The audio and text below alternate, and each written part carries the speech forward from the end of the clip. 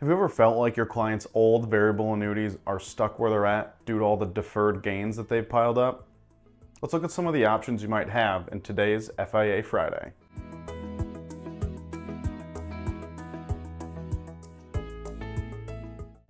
Tax deferral in annuities is a great feature until it's time to take a large lump sum out, and those gains might be pushing you into a new tax bracket.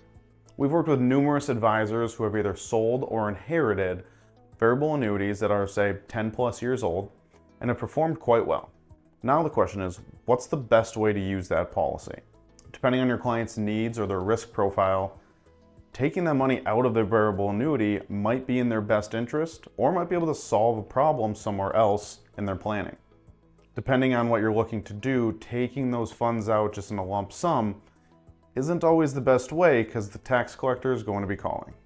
Let's look at some options that might still be able to use the tax advantages of insurance, yet still remove the funds out of that variable annuity. Let's use a scenario of a $100,000 initial deposit growing to $200,000 after gains. If you were going to withdraw that annuity in a lump sum, that $100,000 of gain is all taxable for that year. That plus their other sources of income could certainly push some of their income into higher tax rates. If you haven't seen our previous videos highlighting how powerful lifetime income solutions are today, I'd highly recommend watching those as well, as that can be a great solution in this scenario. However, we all know that not every client is looking for that lifetime income stream.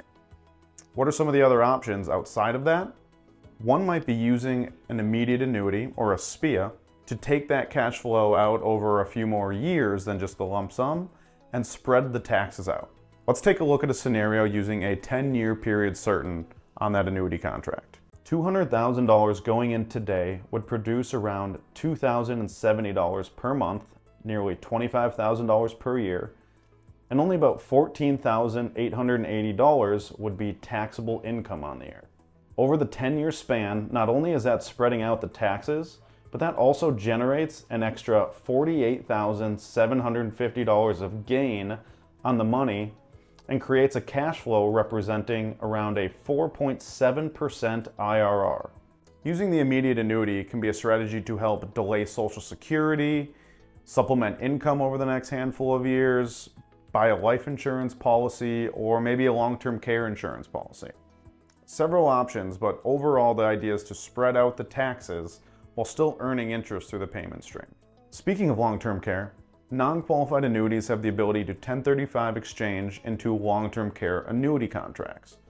What this means is everything that comes out of that new policy towards qualified long-term care expenses is 100% income tax-free.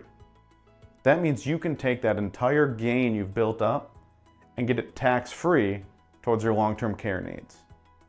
Now there's a few different style of products out there that we can help you walk through. Some would just be using the full value and getting it tax-free for care. There's options to purchase extra leverage and extra care and duration for your client, but still great option to look at to fill a potential need in the portfolio while keeping the tax advantages of insurance. Overall, there are several options out there that can solve this problem for you while keeping the tax advantages of insurance products. As always, the team here at Foundational Income will be happy to walk you through these scenarios, find you the most competitive options, and answer any other questions you may have. Appreciate you watching and hope you have a great rest of your day.